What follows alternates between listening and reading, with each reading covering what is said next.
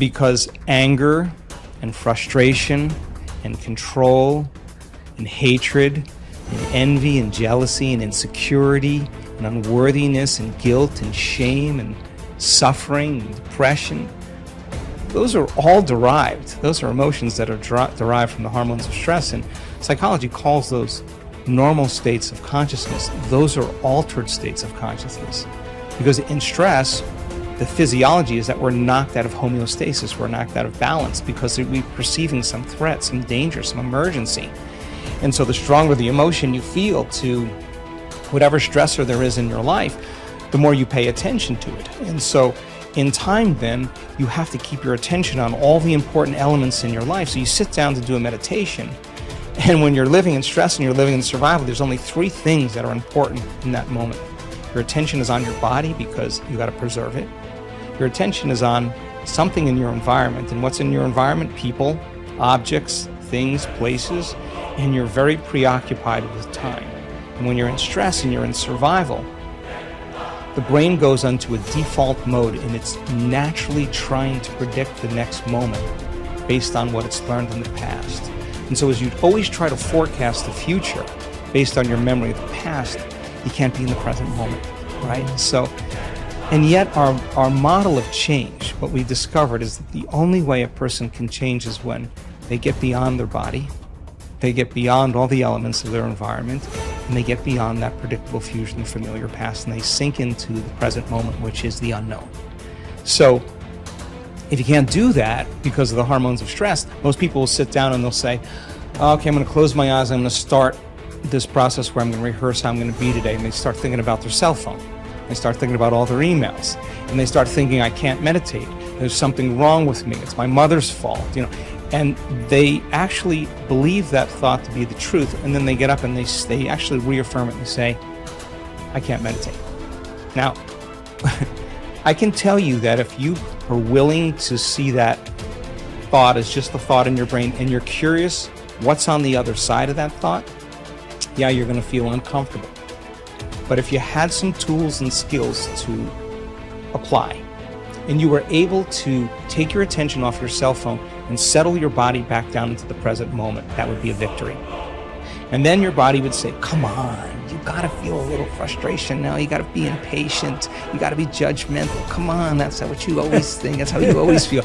And you, like an animal, you settle the body back down into the present moment, and you tell it it's no longer the mind, that you're the mind. That's a victory. Then the body says, hey dude, you're super busy, you got a lot of things to do, you got a lot of people to see, you got a lot of places to go, you got a lot of things to do, and you've been doing the same thing every day. Your body's going to want to get up and do something. You're going to want to quit because your brain's telling you that you can't do this. If you had the awareness to settle the body back down into the present moment, you would be executing a will that's greater than the program, because most people lose their free will to those programs, and it's that tedium in the beginning that is an uncompromising will, where you keep training the animal to stay, to take all of its attention off the environment, to get beyond all the cravings, the feelings, the habits of the body, the drives of the body, and catch yourself defaulting to that predictable future, bringing the body back into the present moment, siphoning energy back, your attention into the past based on those familiar emotions of the past. We've discovered that if you're willing to do that for just a few days, you could actually liberate an enormous amount of energy from your body. You go from particle to wave, from matter to energy, and you're literally transmuting those limited emotions into elevated emotions, and something really beautiful happens if you're willing to fire the crucible and sit through that long enough. All of these emotions move, that energy moves right up into the heart, and a person starts falling in love with life. They start feeling this state of gratitude, this gratefulness to be alive, this ineffable word of relaxed and awake. And something really magical happens when we've discovered this little simple thing. When that energy makes it to the heart, there's only one place it wants to go. And it goes straight to the brain. So the person starts relaxing into their heart when they feel this feeling, and the more they relax into the heart, the more their brain all of a sudden starts becoming aroused. And they start going into these elevated gamma brainwave patterns. Now, gamma is not unconscious. Gamma is actually super conscious. It's actually super aware. You're outside the program now. So when that occurs and the brain goes into gamma brainwave patterns, what we discovered is it's not a little gamma. It's not a lot of gamma. It's not a whole lot of gamma. It's a supernatural amount of gamma.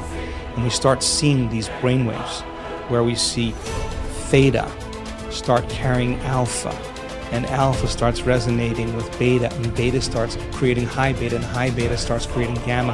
And you see these standing waves of brain coherence happening, and the person feels so amazing that they don't want the moment to end.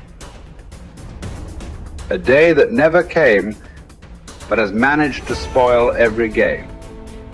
One day that takes all the blame, the basis of all fear and shame.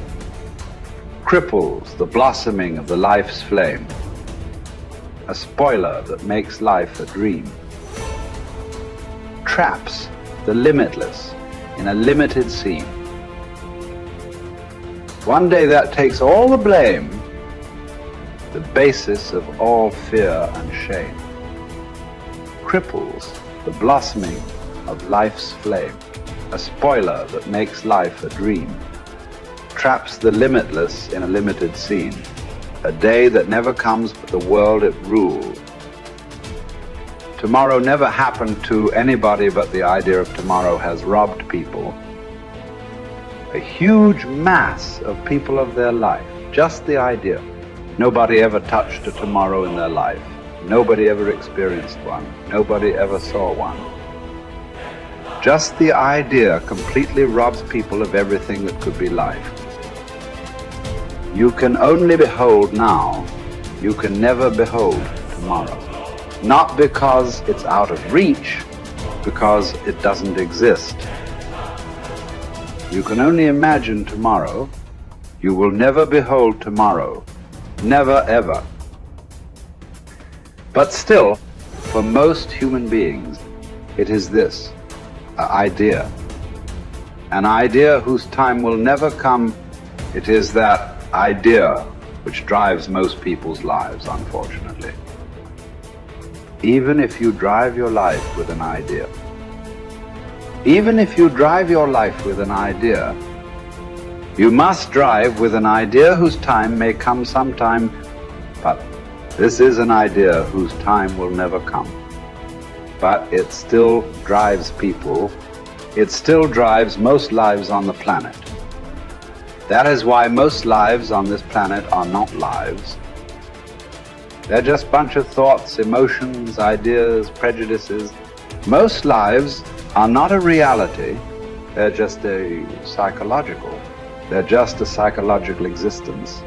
They're just a dream, because reality happens now. Reality happens here. In your mind, only a dream can happen. And life and death will happen today. Dream is about tomorrow. It's better to dream of something that will come true. Tomorrow is a dream that will never come true. So, what you refer to as spiritual process, it's about knowing life. You can know life only today. You can know life only now. This is the moment. I'm not trying to give you a teaching. When I say this is the moment, oh, he said, this is the moment. It's not about that. This moment is not an idea. It is the only reality. This moment is not a teaching. It is the only living thing. It is the only living thing in the existence is right now, nothing else. So don't try to understand it. Don't try to digest it. You just have to behold it in all its entirety. Start with the rain, good way to begin. See how to address the larger issues of my life. There are no large issues in your life. What is the large issue that you're talking about? It is just about what job to take, which girl to marry, where to go for vacation, whether to get married or not get married, you know. These are the things, isn't it? These are not large issues. These are little things in your life. Yes. Oh, is it just a small thing whom I get married to? I'm not saying it's a small thing, but as an issue, it's a small issue. Little issue as a consequence to your life. Yes, it has many things. But this is something that human beings have done for millions of years. We have enough experience on these things, isn't it? We know that whatever job we take, whoever we marry, it is just the way we make out of it. Every experience of life, you can make it an enriching experience.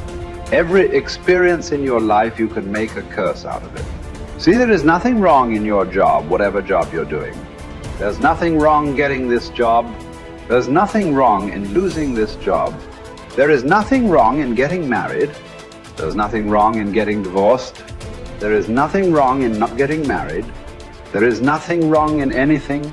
There is nothing wrong in this or that, but it is just that you make misery out of it. That's wrong. You do this, you make misery out of it.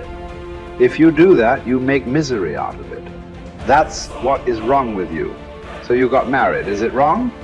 That's not the point. There's nothing wrong with it. You did not get married. Is it wrong? No, there's nothing wrong with it. That's wonderful too. You got divorced. Is it wrong? No, that's also wonderful. It is just that you make misery out of everything. That's what is wrong. You just address that one issue, everything will be settled. That's what we are looking at. How not to make misery out of everything. If this one thing is settled, everything is settled, isn't it? Yes. If you know how to walk through this world joyfully, through marriage and divorce and celibacy and everything, if you know how to walk through this joyfully, what is the problem? Whatever you do is beautiful, isn't it? If you don't even know how to be happy, don't have such goals as realization. They are very far away from you. Happiness is not just a state of mind, it is just the basis of the quality of life that you live here. Is it such a small thing, happiness? Oh, it's just a state of mind, is it a small thing? So, biggest issue, isn't it? If you are capable of going through this world joyfully, then you could talk about going beyond. If you are not even capable of going through this joyfully, talking about beyond is no good. There is no way. I'm telling you, there is simply no way. For a person who is constantly creating inner battles all the time, how will he deal with the bondages of life and how will he transcend that? There's no question. It doesn't arise in your life. So first thing is working towards to be a blissful human being. If that happens, the rest becomes very simple. Because a blissful human being, once your happiness is not at stake, anything that's needed you will do, isn't it? Right now you cannot do what's needed because always your happiness is at stake. You are thinking which is the right thing to do, which is the right thing to do. There is no right thing to do in your life. There is no wrong thing to do in your life. If you know how not to make misery out of everything that you do, whatever you are doing is the right thing. If you are making misery out of everything that you do is a wrong thing. So that's the only issue you have to look at. Others are all petty things. What does it matter which way you do it?